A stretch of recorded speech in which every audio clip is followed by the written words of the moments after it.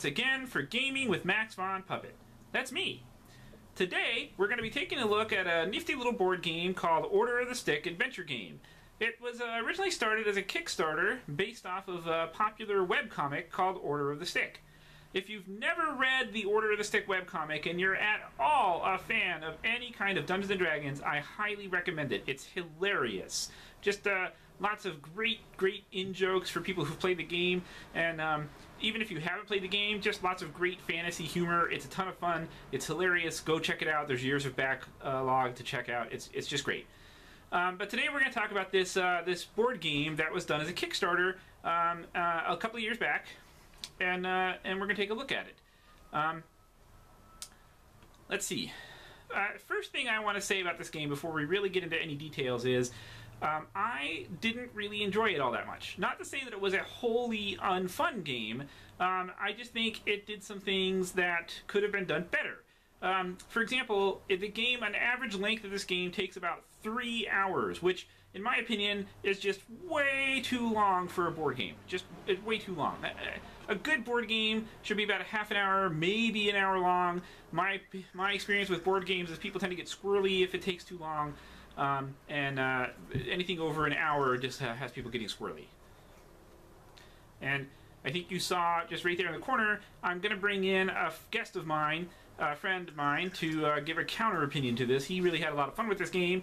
Let me introduce you to my good friend who's 10 years old, Giraffy. Come on in, Giraffe. How are you doing, Giraffy? Oh, hey, Max. How you doing? I'm good. How are you doing today, Giraffy?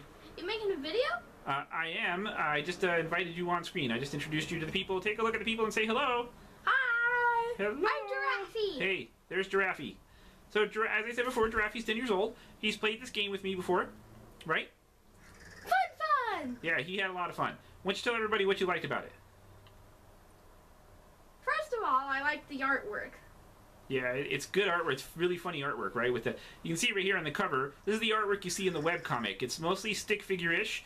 I say ish because it's not strictly stick figure, but it's stick figure-ish. Right. Follows through like that a lot, and all the artwork in the game is like that. You'll see, well, we'll take a look at the game in a minute. Again, one of the things I had a problem with this game was it's incredibly complex, so much so that the quick start rules, all told in a comic book form, using these characters, is 11 pages long. 11 pages long for quick start, and they don't even cover all the rules. Yeah, what? Exactly. What? Yeah, it's just a lot.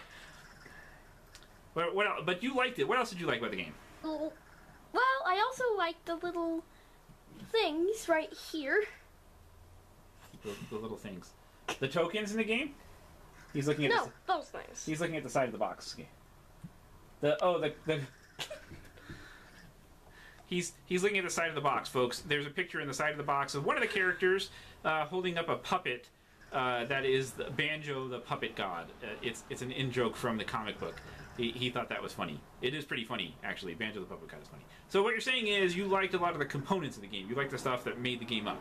You liked the artwork because it's cartoony, and you liked the jokes that were in it because they were funny, right? Especially Banjo the Puppet God. Yep. Yeah. All good stuff. Yeah. All right. Did you like playing it? Did you have fun when we played it? Yes, I liked playing it very... Ow! I bit my tongue! Oh, it's a long tongue. I can see why you would do that. Be careful there. Sorry. All right. Yes, I like playing it very much. Yeah. Cool. All right. So, see, there you go. The 10-year-old opinion is it's a fun game. The not 10-year-old opinion is that it's not an unfun game. It just is overly complicated and takes a long time to really get into it. But let's go ahead and open up the box and see what's inside of it, and we'll talk a little bit more about how the game works so I can explain to you what some of my issues with it were. And then we'll come right back and we'll give our final opinions on the game, although you've just kind of basically heard them. Okay, we'll see you in just a few minutes. Wait! What? I just wanted to say that I'm going to go get a drink of water. Okay, go get a drink of water. I'll talk about the game while you're doing that. Thanks! Okay, bye. Okay, we'll be right back. Okay, Order of the Stick adventure game, The Dungeon of Durkin. There you go. So here's some of the stuff that comes in the game. There's the box. You can see the box is really nicely organized with all of the different cards and dice. The game does decide to use 12-sided dice to give those poor, maligned dodecahedrons something to do. I thought that was kind of cool. There's some little markers that you can use in the game. Here's your character tokens so that you can use them while you're moving them around the board. You can see right there dungeon rooms, battle deck. There's the Zircon deck. Zircon's the bad guy. And then there's the shtick decks. There's one for each of the characters. And there's some character cards right there you can see. So let's take a look at some of the stuff that... Here's the quick start rules I was talking about. You can see it's all done up in the cartoon. So if you're familiar at all with the Order of the Stick webcomic, this is what it looks like, and kind of basically works similar to this. The jokes are very similar to what you see in the webcomic because it was, done by the guy who does the webcomic. So there you go. And it goes through like this. I was wrong before when I said it was 11 pages long. It's not 11 pages long, but you can see, look at how much information they get in there. It's packed with information, examples of actual play while they're playing the game. And it goes along like that, and it's several pages long, but it's several pages long. It's huge for quick start rules. That's humongous, and it doesn't even cover all the rules. There's a bunch of exceptions that it doesn't cover, and that's where you get to this, the rule book. Which, take a look at this. The rule book is gigantic. Look at how thick that rule book is. It's humongous, right? And like I said, now don't get me wrong. The game, while playing it, can be fun to play. The game, I did have some fun while I was playing it with Giraffy. It's not bad. It's just, I think, needlessly complicated. You know me, folks. I'm not a fan of games that are needlessly complicated. If there's a reason for having the complications in the game, I don't mind for the complications to be there. But I mean, look, we're 6 pages into the book, and we're just talking about the different types of cards in it. Now there's a whole thing in here for setup, and how to set up the game, how to play the game, the number of people that you want to play, and how long it wants to be. Look, a short game is 2 to 3 hours. A short game, 2 to 3 hours with 2 to 3 players. If you're playing with 6 people, it's going to take you up to 4 hours to play. That's a short game, guys. It can take you up to 6 hours. This is a game that you play like a role-playing game, and I have a problem with that because it's not a role-playing game, it's a board game, and it plays like a board game. It doesn't play like a role-playing game. And while it does mimic a lot of role-playing game stuff, kind of making fun of it a little bit along the way, which is cool, I don't have a problem with that, it's just too much for a board game. A board game should not be that long. That's all I'm saying. You shouldn't have your entire gaming day taken up by playing a single board game. So I just had that was a big problem I had with the game. Excuse as you can me. tell. Oh, look, there's Giraffy. He's back from getting his water. Yes, I am. You talk up, Giraffy, so the microphone can get you. What'd you have to say? Well, I like these little comic things on the sides of the pages. Yeah, he does like these little comics. They're funny. The little comics on the sides are funny. I grant you, they're cute and they're funny, and the artwork is great. The artwork from the comic is really fantastic. The quality of the game is way up there. It's a really well-made game and well put together. I grant you that. It's got a lot of good stuff in it. Great artwork, great jokes. The humor in the game is really funny. It talks about all kinds of really cool stuff. I'm not going to keep flipping through the rulebook. And there's no need to do that. But I just wanted to show you the rulebook and see how thick it was. There's even... the game is so complicated that there's an FAQ that comes with it. And I think they called this one the Dungeon of Duracon because I think they had plans to make it like expand it with additional dungeons that you could play through later on when you were doing the game, which is fine, but I don't think it was successful enough for them to ever actually make an expansion. So look, let me give you something. Here's the quick reference card. There's one side of the quick reference card, and there's another side. There's actually 2 different cards that you get enough there so that every person in the group can have one. But look, that's a pretty heavy-duty quick reference card. Right? That's how complicated the game is, that it needs this 2-sided, heavy-duty, quick reference card. It's a really crunchy game. And if you like crunchy games, this is your game. This is it, man. It doesn't get much more crunchy than this for a board game. Alright, let's take a look at some of the stuff in it so we can describe a little bit about how the game works. So, the basics of the game is this. You're a party of adventurers, and here's your party. There's your characters. Each person plays one character, and these are the characters that are in the party, the Order of the Stick from the comic book. So it's all the guys that you're familiar with, if you're familiar with the book at all. It's Roy Greenhill, Durkan, Varsuvius, Bitter, Bilkar, Haley, and Elan. They're all there. You can play them all. You'll notice right here on the side they have a little bunch of smiley faces on them. They're not actually all smiley faces. That's the damage chart for each character, and then there's some stats for each one as well. So you play this group of adventurers, and you're going through this dungeon, and you're trying to eventually get down to the bottom where you're going to face Zircon the Lich. And his minion right there. Him. Yeah, that's that guy right there. Zircon the Lich and his minion, the red cloak, the goblin, and you're going to fight those guys. So you're going to do it. You're going to start with this dungeon entrance, and all the player characters that are playing, they start off at the dungeon entrance, right? And then, as you go through, you get these dungeon room cards, and you draw a random dungeon room card. Actually, I think you start with the stairs. So there's a stair deck.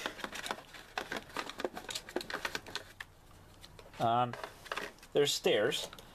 So there's a stair deck. It's not really a normal deck per se. It's not like you're drawing random stairs. The colors don't matter or anything like that. But you just put down a set of stairs, and so now the stairs go down, right? So now you go down to another level, and what you do is you flip over a room card, you stick that on the bottom of the stairs, and now that's where that stair is, and so whoever it was who went down there is now down there in that room, and then you have an encounter, and something happens from there. Max? Yes, what is it, Giraffy? The stairs, they look kind of upside down, don't they? Well, but the word stairs is right side up, so I think it's just the way you're looking at it. Shouldn't it be... Nope, that's right. That's the way it goes. But it would make sense that it was brighter at the top of the stairs. I get what you're saying. You're right. It would. That's just the way they colored it. So you go along. I mentioned before the shtick decks. So each character gets shticks that you use in the game. These are special abilities and powers that you have. For example, here's a couple of Durkin's. WWTD, which is what would Thor do, because Durkin worships Thor. Cure assorted wounds, so you can help other people in your party by healing them. Things like that. Thor's hammer. Here's a good example of a basic card. Thor's hammer. It's got an attack power. It's got a defense power. It has special abilities and things like that. So it has no range. And it has no range. That's right. He's pointing out the range part right there, and there's no range on that. So excuse me. Go ahead. I just wanted to say that Alan is my favorite character. Yeah, he's funny. He likes Alon. That's his favorite character. So there's a monster. Let's say Durkan was facing this lizard warrior. So there's your monster. So what you got there is you notice that there's the red axe and the blue shield, and then the blue or green. I guess it's green bow. And that all represents that's attack, defense, and range. So red is attack, blue is defense, and thus you'll remember. Back over here we have the dice. They're different colors for that reason. Red is attack and blue is defense. You don't really have to roll them that way. It just fits in with the rules of the game, and so that's how it works. If Durkin's fighting the lizard, one of them is the attacker, one is the defender, one rolls their attack die, adds their attack number to it, the other one rolls the defense die, adds their defense to it. Actually, one of them rolls the defense die, adds their defense to it, and it has to be higher than the opponent's attack, and then that one is the winner. The one with the highest one is the winner. And you go along... So if you're playing Durkan, and you walk into the room, and someone else puts the lizard warrior in. When you walk into the room... Start over again, because you actually get in the camera, and I don't want you in the camera. When Durkan walks into the room with the lizard warrior in it, he's playing defense, because the lizard warrior was already in it. And see, its defense is 7. His attack is +1. Roll the blue die, right? Well, Durkan would be rolling the blue die using Thor's hammer to defend himself against the lizard man, because the lizard man was already in the room. Defense and attack are 7 on this guy anyway. Right. So Durkan rolled a 5 on his 12-sided die, which added to his +2 of defense would be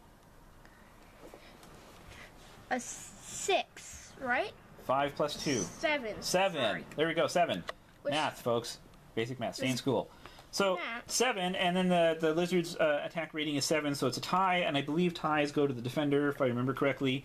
So therefore, Durkin would have successfully defended. But it goes on like that, and then of course this particular monster has no loot. You'll see the X above the gold piece in the bottom, but there's loot cards. There's a special loot deck. It's a different size from all the rest of the cards.